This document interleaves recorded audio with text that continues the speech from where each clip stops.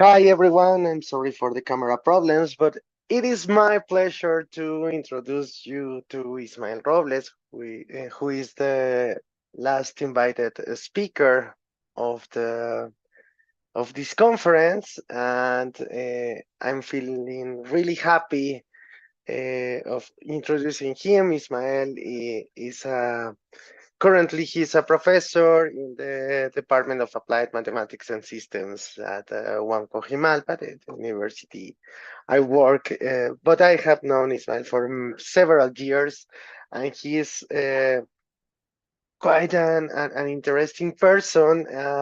He's a member of the Society of Industrial and Applied Mathematics and has worked in the private sector.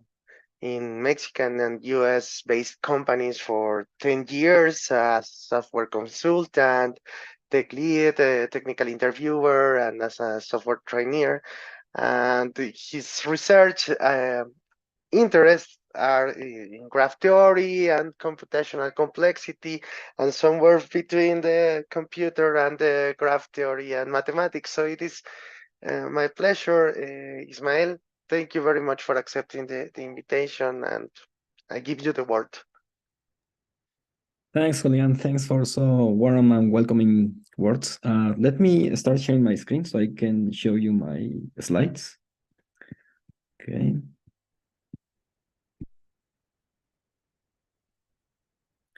Okay, so can you see my screen? Yes, we can see it and we can hear you. Excellent. Okay, so thank you very much. Thank you for the CART organizing committee for inviting me to these talks. It has been a pleasure to be here with all of you. The title for my talk is A Frank Introduction to Eigenvector Centralities. This is a topic that I have been studying recently. I have been interested in analyzing some networks that are related with some researchers here in Mexico. So I would like to give you some brief introduction to this, what is known as eigenvectors centralities.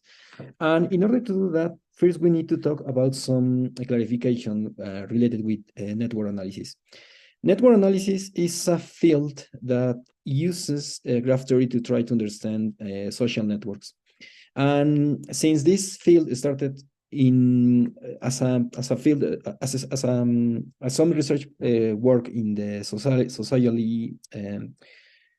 studies, they had their own words for describing some uh, properties and objects that we already know in the graph theory. So, for example, in network analysis, they use network instead of graph. They use node instead of vertex and and link instead of edge. So at some point in this talk, I use some of these words. You know that I'm using those words interchangeably. Okay, and one of the main topics that we want to understand as part of the network analysis is collaboration networks. So collaboration networks, it's basically a type of social networks that focuses on the interaction of collaborations between individuals.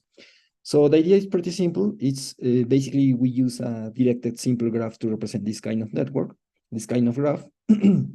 But sometimes we will use a directed graph, as I'll show you later in the slides, in these presentations. So in collaboration networks, we will use vertex as an individual. This individual can be, it could be a person, it could be an article, it could be even an institution.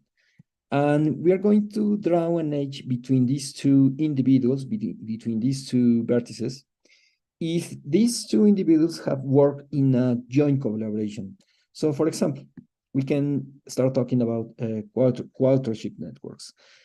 The idea here is that we draw a vertex for each person. So we have a set of persons that are working maybe in articles, maybe in papers that are being published in some research magazine. And we will draw an edge between these two vertices if both persons, if both individuals have worked in the same paper, in the same article. So for example, if we take this article here, which is an article in biological networks, you can see that we have here Newman and Girvan as authors. So we will draw in our network these two vertices representing each of these authors. And since both are collaborated in the same paper, we will draw an edge connecting the two. Okay. And we can start adding new vertices to this network. We started with only a single paper, but we can start making additional, adding additional vertices to this network. So for example, if we look into this paper, which is another paper different of the one that I mentioned before, you can see that we have here this author, which is CaRT2023. And since this is a new author that has worked with Newman, which is one of the authors that I mentioned before, then we have that this H between these two authors because they appear in the same article. So we can start drawing our networks by taking in consideration several articles. We take the authors in each of those articles and we draw this network as I described it before. And we can also take in consideration weighted ages. So for example, it could be possible that if we look at the previous graph that we have been building with the previous examples of the articles, you can see that, for example, if we take another article like this one here, the structure of row in social networks, you can see that this author, M. Jean, is a new author that it wasn't listed before. So we have this new vertex to the network with this author. But as you can see, in this network, we already have the Girvan and Newman as authors. So, and these two authors are appearing again. They are being listed again in this article. So we can, for example, we can use a weighted age. So we can display that these two authors, Girvan and Newman, have collaborated in at least two papers. So we can draw this number here. So this is some of the basic ideas so we can start building our networks. A similar idea can be used, for example, for what is known as co-authorship networks, but using institutions. So, for example, we can, instead of taking the authors of a paper, we can take the affiliation of that author. If that author has been working in some specific university, we put that university there. And it's the same idea. We will draw the affiliation as networks, as nodes, as vertices, and then we will draw an edge between those two vertices if they appear in the same paper. So it's the same idea. We can draw different networks using this kind of different approach. And also we can build something which is known as concurrence networks, which basically uses the keywords that appear in the papers. For example, for this paper here, it's you can see down here that we have these keywords, the strong chance conjecture and the tree property. So instead of drawing a vertex to represent a person of an institution, we will draw a vertex to represent each one of these keywords. So for example, we have this vertex here, which is the strong chance conjecture. And then we will have this other vertex here, which is the tree property. And we will draw an edge between those two vertices since they appear in the same article. So there are several ways to build this type of networks. This is just one of several examples, but I hope this give you a brief picture about how we can encounter these kind of networks. And one of the things that we want in network analysis is we want to see of all of these vertices that are coexisting in this network, we want to see which one is the vertex that has more importance between this network, inside of this network. And this led us to this other concept, which is known as centrality, also known as prestige. The idea is basically that we want to measure the importance of an individual of a vertex in our network. So basically, we want to define a function that maps each vertex of the graph G to real numbers, to real positive numbers. And one of the most basic centralities that we can define is a centrality that is known as degree centrality. It's very simple. The thing that we do for defining this centrality is that if we have a vertex X of the graph G, we look into its vertex degree, and our prestige function or centrality function is defined as the function that maps this vertex X with its vertex degree.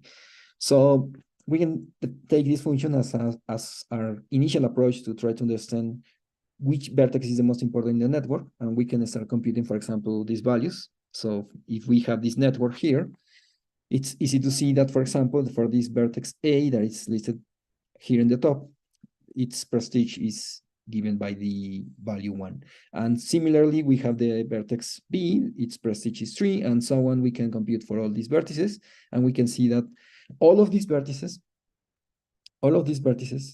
have associated a prestige, which is given by its vertex degree, okay? But if we start using this kind of centrality, we will soon encounter some particular problems. For example, if we look closely into this network, note that we have these vertices B, D, and F that I'm putting in this yellow color. And note that each one of these vertices have the same prestige. They have the same value, which is 3. But if we start looking closely to this network, we can start to discover some issues with this approach. For example, let's take a closer look to this vertex B. Okay. So if we look into this vertex B, we can easily see that this vertex, its neighbors of this vertex are the vertex A, the vertex D, and the vertex C. And if we look into the prestige of the vertex A, we know that it's 1, the vertex D is 3, the vertex C is 2, according to the degree centrality definition. And we can repeat the same process, for example, for other vertices.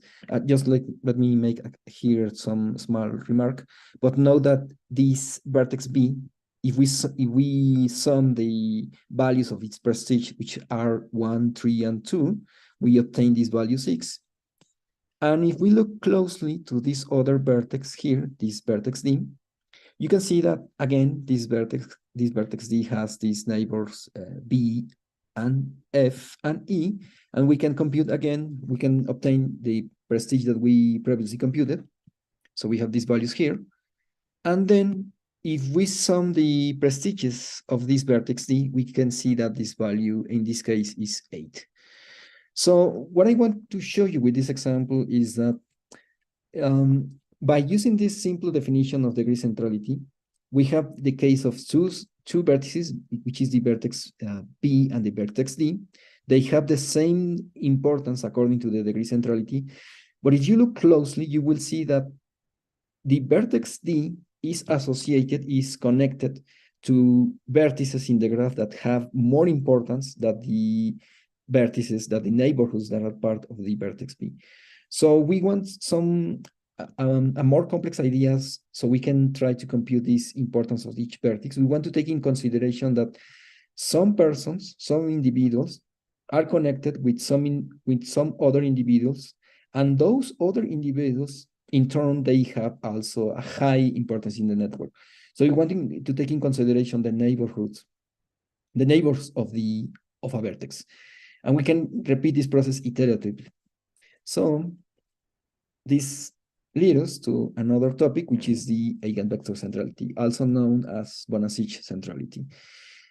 So the idea the intuition behind this eigenvector centrality, this Bonacic centrality, is the one that I mentioned before. We want to measure the importance of a vertex by taking into consideration the importance of its neighbors. And I will show you later using these slides that this definition requires an iterative process in order to compute it. Okay, but just to make a little observation, a small observation, who is Philip Bonacic? Philip Bonacic is a researcher in the field of sociology. He was the first one to propose this eigenvector centrality. A thing that is very curious about him is that something that I find quite interesting is that he works in the sociology field, but he also has a lot of interest in linear algebra and some mathematics. So that's why he was able to take these tools from the linear algebra and apply it to his studies related with sociology. And from those studies, we have this notion of eigenvector that I will describe in the following slides, and I will hopefully you will see the intuition behind of these ideas that will lead us to some concept and some theorems related with linear algebra. So, okay, so let's start by defining the prestige of the first round.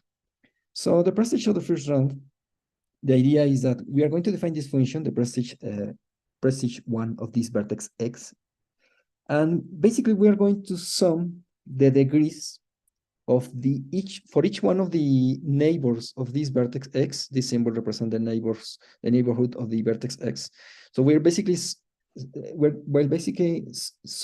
making a sum of the vertex degrees of each one of the neighbors of this vertex X, which is the first step that I described before.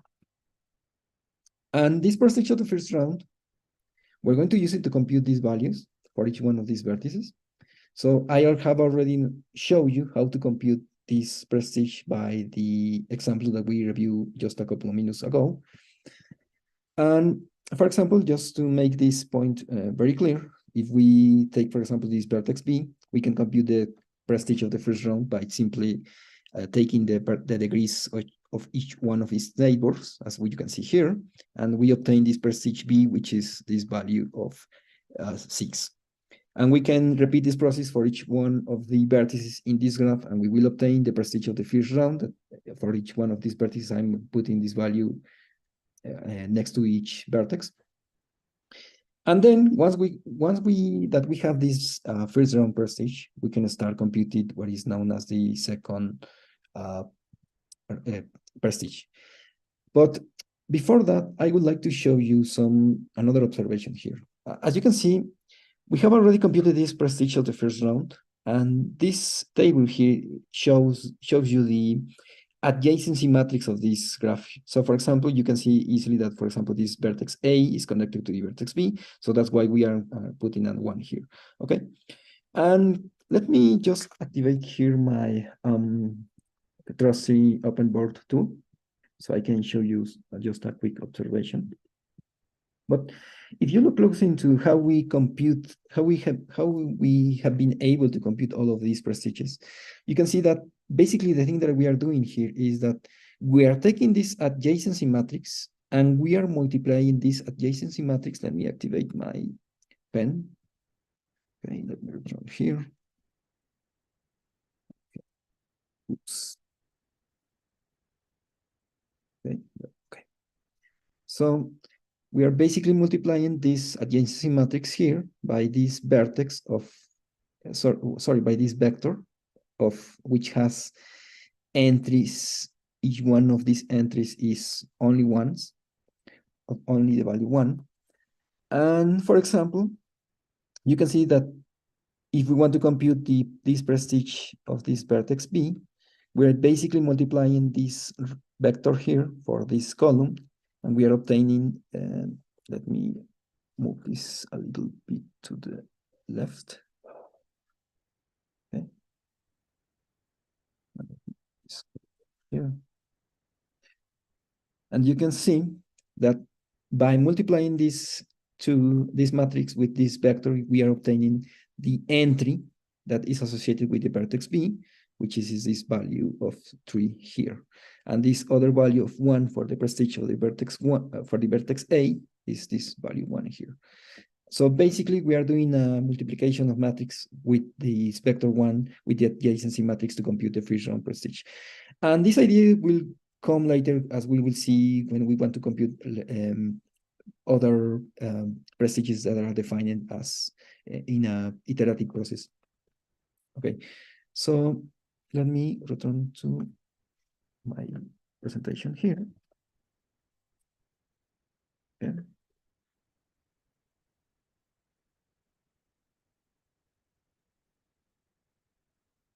Okay.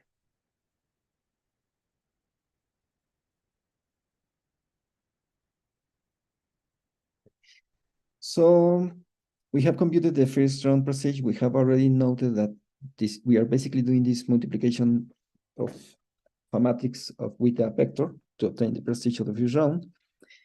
We have obtained these values, and we can continue this process to define the prestige of the second round, the prestige of the third round, and so on.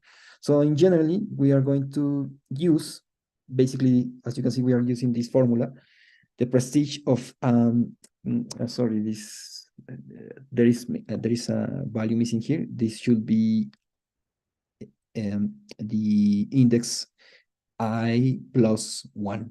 So the prestige of the next round basically is defined by the sum of the prestige of the previous round. This is the thing that we are describing in this formula here. So the idea is that we can compute the prestige of the second round in a very similar fashion that we did before for the first round. So note that in this case, we are not going to use anymore the vertex degree. We are going to use the prestige that we computed before. And for example, if we want to compute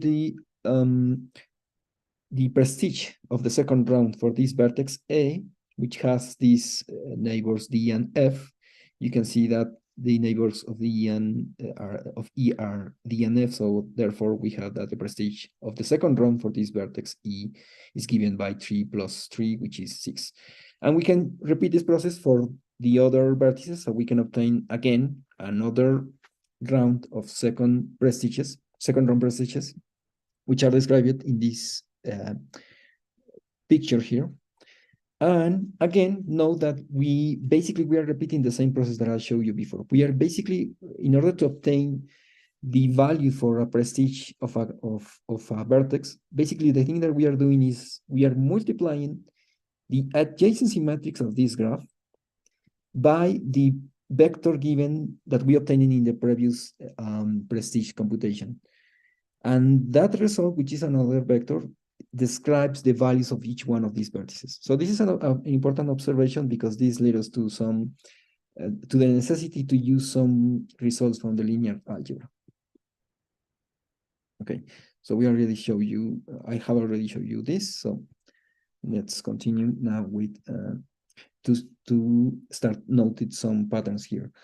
So if we draw this table that shows you the values that we obtained in the first round and in the second round, then in the third round and so on, you can start see some pattern by taking the normalization of each one of these columns. So for example, for the first round, we take the maximum value, and then we divide each value by that maximum value, and you will obtain this column with these values that are in the range of from 0 to 1.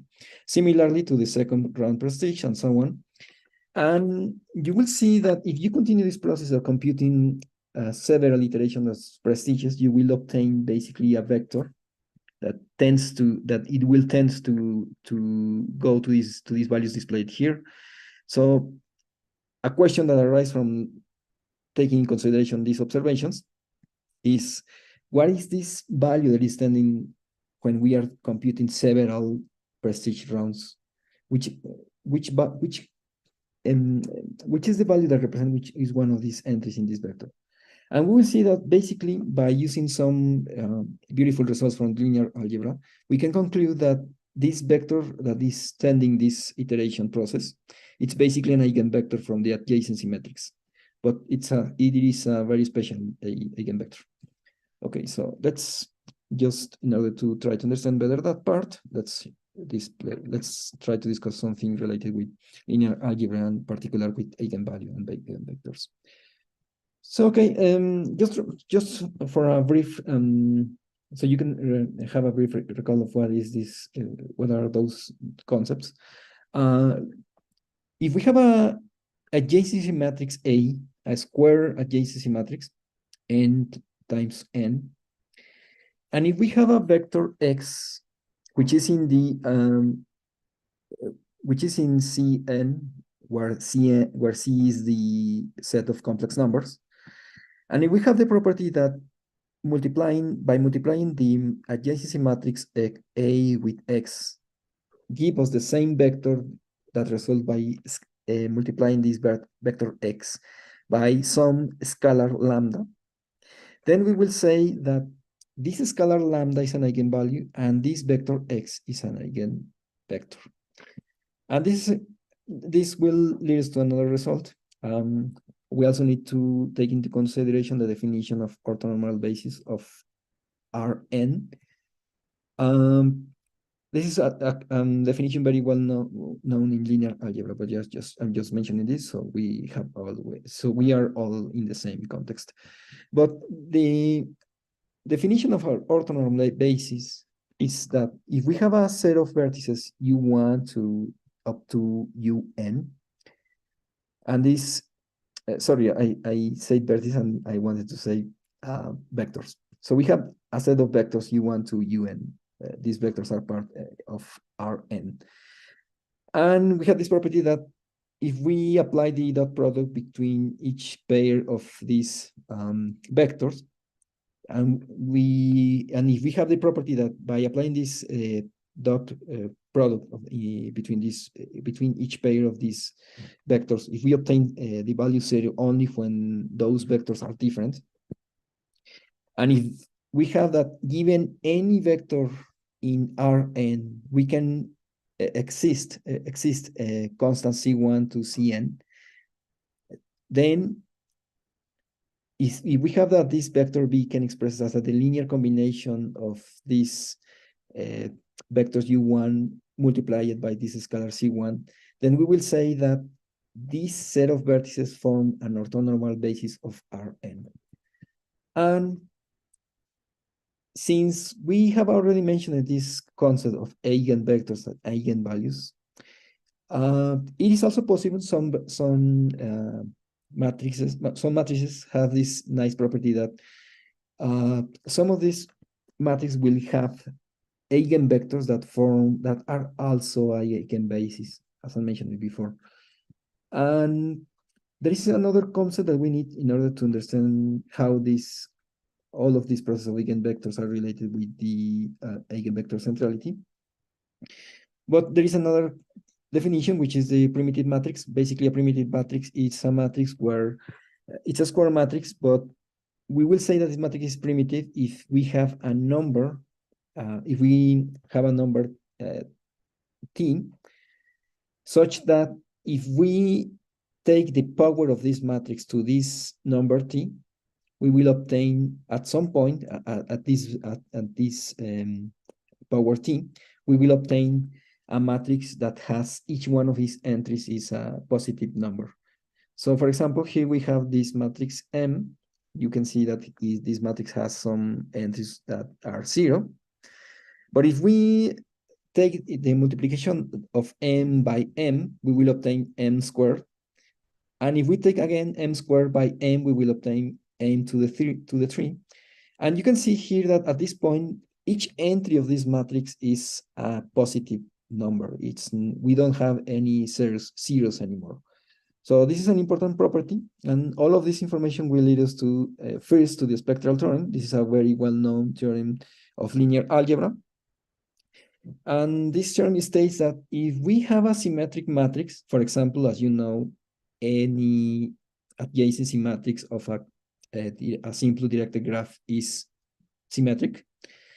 So if we have an adjacency matrix, if we have a matrix that is symmetric, like the adjacency matrix, the spectral term states that there is an orthonormal eigenbasis associated with this symmetric matrix. And not only that, we will have the property that we have this decomposition of this matrix A, which is basically the sum of the eigenvalues that are multiplying to the eigenvector Ui and its transpose. So by taking this spectral term, it's easy to prove that for any of these graphs that we have been studying as part of this network analysis of these collaboration networks, all of these matrices are symmetric. Therefore, they have this decomposition by the spectral term, and therefore it's easy to prove that if you take the power of any of these adjacency matrices to the M, you basically will obtain the same decomposition that you have up here, but the difference is that you will have this eigenvalue elevated to the power of M. And this is a nice result because we can use this to show you that the vector that is the vector that I showed you before as part of this iteration process that we are trying to obtain this first round, second round, and so on. Basically, that value is an eigenvector that we show you with this following picture. I have this small proof here that I wrote just a couple of minutes before. Sorry, but I didn't. I add this proof at the last minute, so sorry for that. But basically, we have here that since we know that any symmetric matrix to the power of m multiplied by a vector x is giving us the iteration process that builds the first round, the second round, and so on. We can prove from this observation, from the observation that we had before, that basically when we are computing iterations for the first round and so on, for the procedure of the first round, we can show, let me connect my tablet here. Okay. But we can see that if we take this observation, that we know that basically this is the adjacency matrix that we had before, okay? And this is the vertex that we started the iteration, which is this vertex of ones. Recall that we have this vertex of ones. We are multiplying that vertex here. And since this is a symmetric matrix by the decomposition by the spectral theorem, we know that there is an eigenbasis for this matrix here. So basically, this means that this vertex here can be decomposed in this linear composition. And each one of these vectors here are the eigenbases that we obtained from the spectral theorem. And these are scalars that are part of this decomposition of this vector x. So by taking this decomposition, it's easy to see that since the spectral theorem states that this matrix elevated to the power of m can be decomposed as this sum here, which is basically, again, the eigenbasis with the eigenvectors that are associated with each eigenvector. Sorry, the eigenvalues associated with each eigenvector.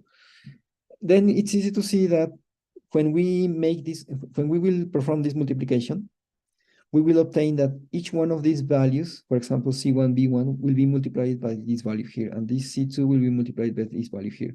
And since we know that this is an eigenbasis, which is orthogonal, then we will have that all of these U1 multiplied by any other vector will be 0 if they are different. So only if they are the same, they will be different than 0. So this basically will make that all of this sum will be simplified by this sum that we have here.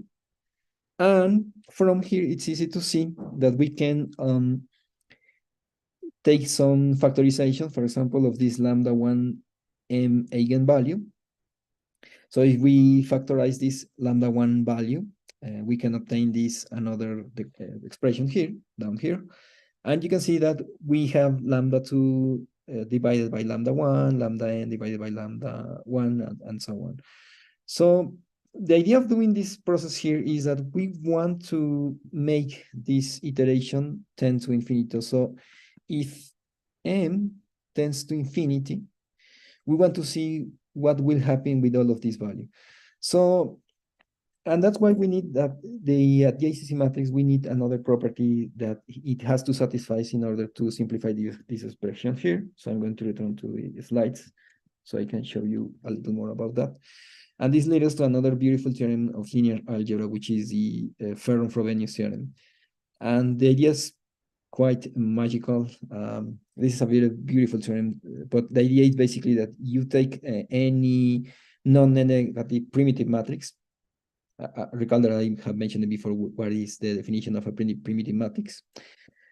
Then if you take that matrix, and the Ferron-Frobenius theorem states that there is a largest eigenvalue, lambda 1, that I'm putting here, such that that eigenvalue is a positive number, but not only that, that it dominates to any other eigenvalue associated with this matrix M. And this is an important result because if we want to see if we return to this part here, let me return to my trusty open board. Okay. Oops. If we return to this part here, only if this adjacency matrix is a primitive matrix, we can ensure that when we make this division that we are doing in this as part of this factorization, we can ensure that we can choose, for example, lambda 1 such that is the dominated eigenvalue of all of the eigenvalues that has this adjacency matrix. So if that's the case, if this adjacency matrix is a primitive matrix, then we can ensure by the Frobenius theorem, the Ferron-Frobenius theorem, we can ensure that when m tends to infinity, all of these values, since lambda 1 is greater than lambda 2 and so on, all of these values will tend to 0.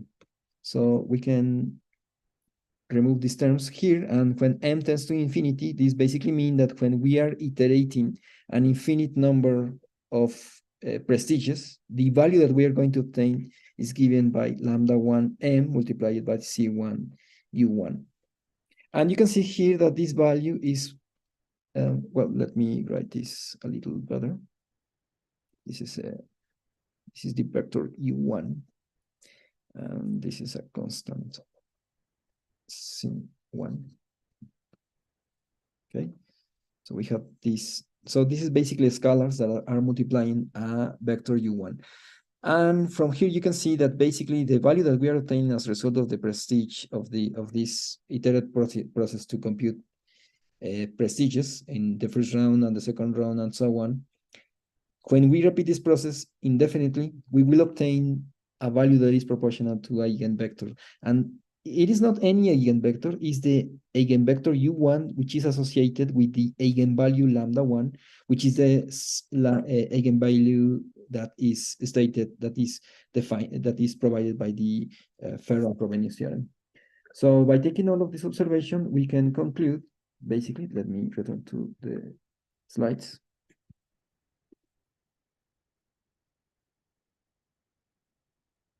We can conclude that basically when we compute an infinite number of prestige iterations, we will obtain basically the eigenvector given by the associated with the eigenvalue of the Ferron-Frobenius theorem.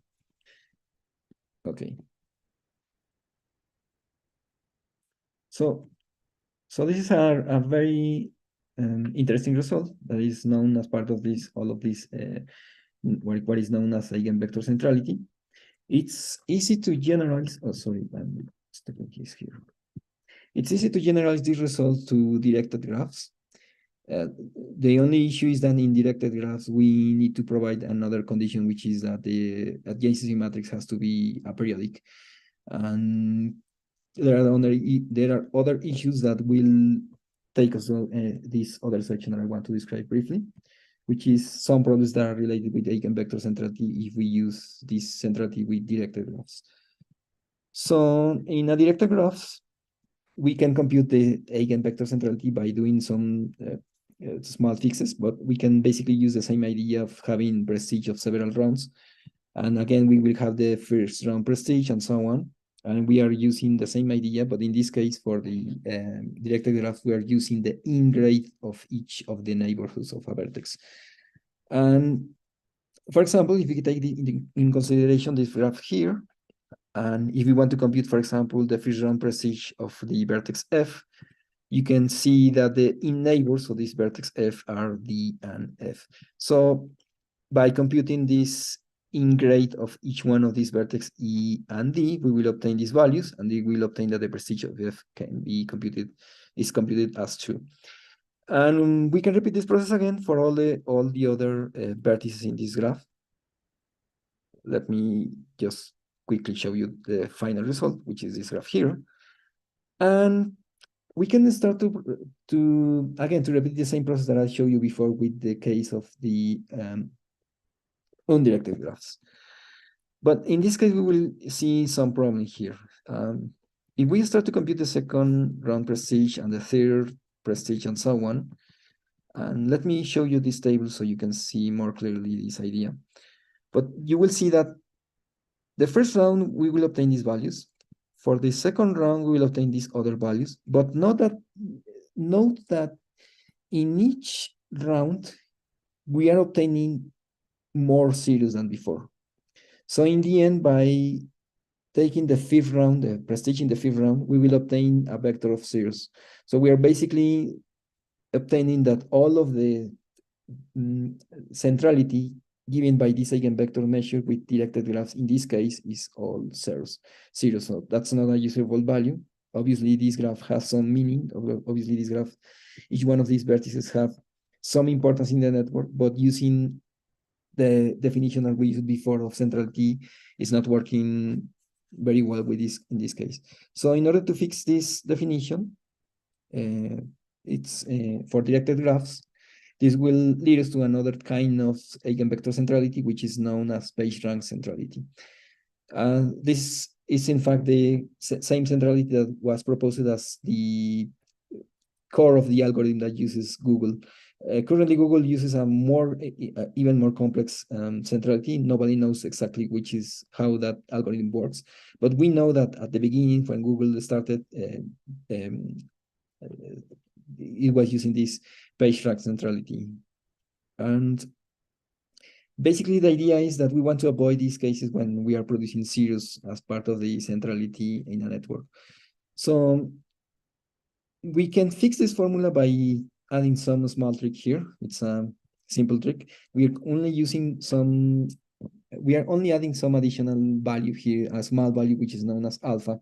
And by adding this value, we will see, and it can be proved. I'm not going to do that because this is a quite large proof, but it can be shown, it can be proved that by adding this value alpha, we can avoid the issue that we saw before, where we obtain in the graphs some eigenvectors that are zero. But even with that fix, there are some issues related with this that is known as periodic traps.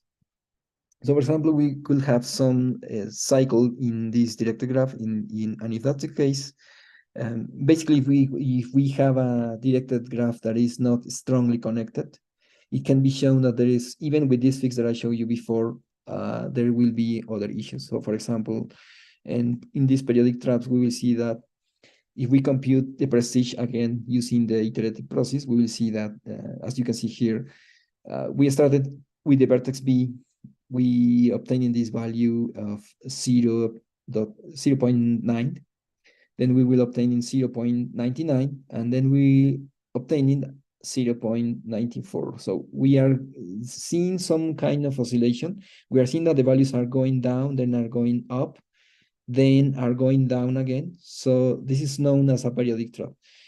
And this is an issue because as you can guess, this will lead us to a problem where we cannot prove any convergence of these values. So in order to avoid these periodic traps, another fix that we can do with this iterative process is to add a factor that can be multiplied into the sum of the prestige that we obtained in the previous round. So basically, we multiply these values by this factor, this beta factor, and by doing that fix, by adding that fix, we can see that this will erase this problem with the periodic traps. You can see that in this case, all of these values are going in each iteration down, not having this problem of going up and down. And it can be shown again that by doing this little trick, these values converge to an eigenvector given by this modification of the eigenvector centrality, but for directed graphs. There are some other issues there, and there are other details that I'm not including in this presentation because otherwise it will take us a lot of time, but that's basically the idea. And some experimental values that have been using for defining this page rank formula in order to define these beta and alpha values are given by, for example, for graphs that are created by the random entry process, which are random graphs, basically. So if, for example, we had a probability of connecting each two nodes with a probability of 0.85, and if we have n as the number of nodes, we can compute this alpha value by basically taking this formula here and this other formula here for the beta value. These are experimental values that have been suggested. So we have this, we have a nicer convergence to the values that we want to obtain in order to get to the eigenvector in this case. And these are two examples of eigenvectors, centralities. But there are other kinds of variation that have been studied in the literacy. In particular, there is another eigenvector centrality which is known as CaRT centrality that I'm not going to explain here, but it's basically another version to try to compute eigenvectors centralities for directed graphs.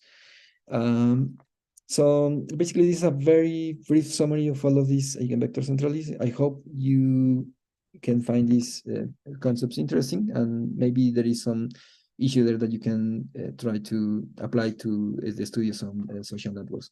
And my current research, I'm currently looking into this kind of networks, so, because we want to understand the relationship between several researchers in Mexico.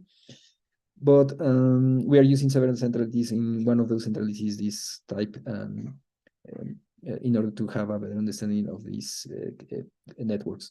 I wanted to include some real example of this network, but unfortunately, I have updated my computer, and the software that I'm using in order to display these networks is doing some some odd things. So unfortunately, I will not be able to show you this network with a more real example. But hopefully, you will find this talk interesting, and I'm here to answer any question that you have. Thank you. Thank you, Ismael. I don't know if anybody has a question.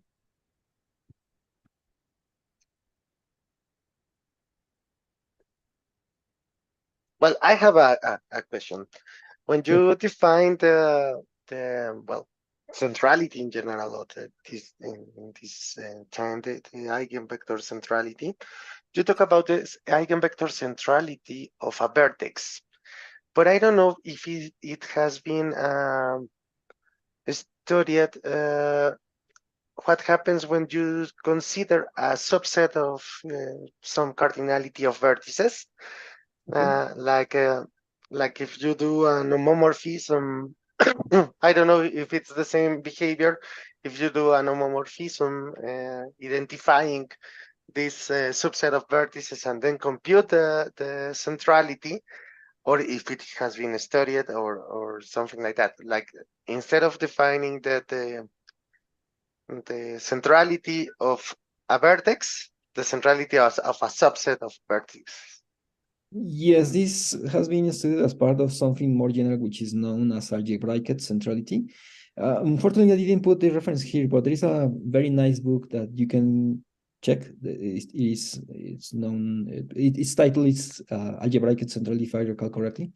But basically, they propose, beside of this, all of this eigenvector centrality, they propose to use some approach by taking some hypergraphs and also to taking subsets. So you can define some kind of subset that it's representing some kind of community, as you mentioned it before, and by taking an homomorphism on this set, so you can obtain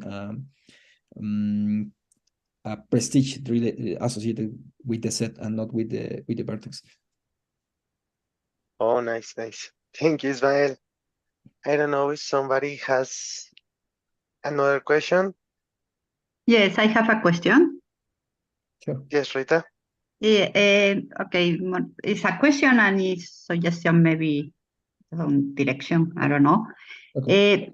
The good to work with a directed graph and no graph is because then you can talk about the prestige of a vertex, but you can talk too about the desprestigio in Spanish, on prestige of vertex.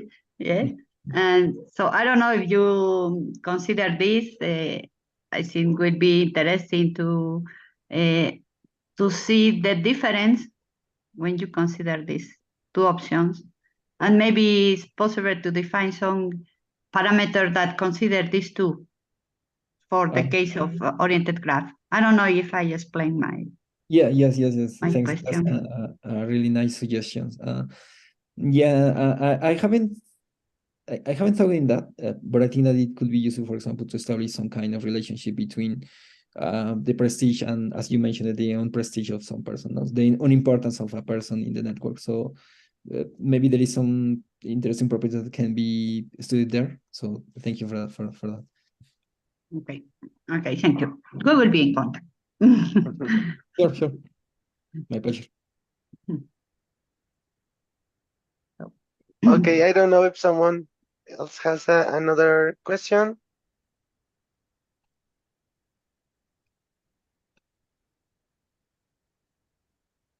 No. Well, it seems we don't have any more questions. So thank you, Ismael, for this beautiful talk. Very nice talk. Yeah. Thank you very much. My pleasure. I love linear algebra. I teach linear algebra all the semester, so thank you. I enjoyed it a lot. Thanks.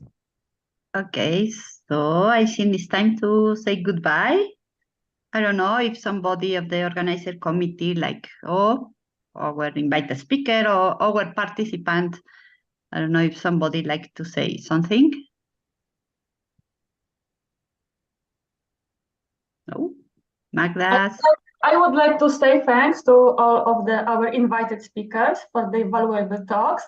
I'm really happy that you accept our invitation because you got a really great job for us, for our students. It's a pleasure to be here with you.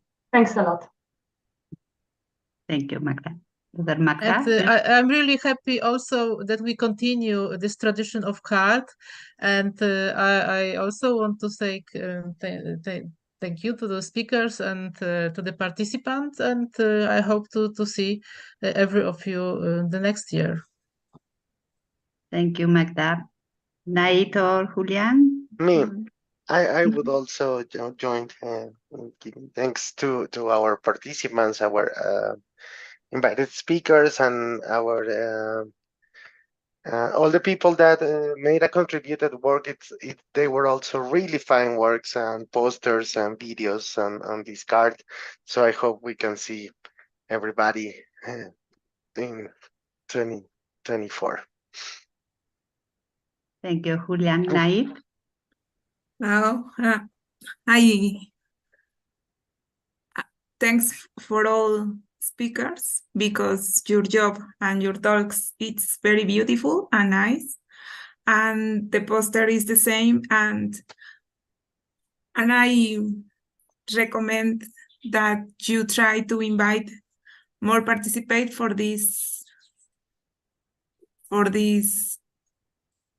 event.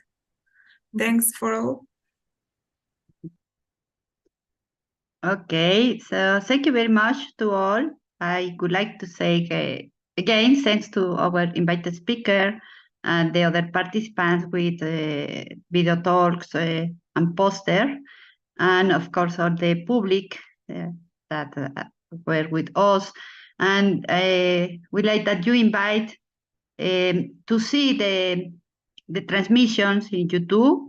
This is very comfortable that we can see any times and different times, etc. And I would like to make an announcement. Before of this, of course, I'd like to say thank you the rest of the organizing committee. Thank you to all.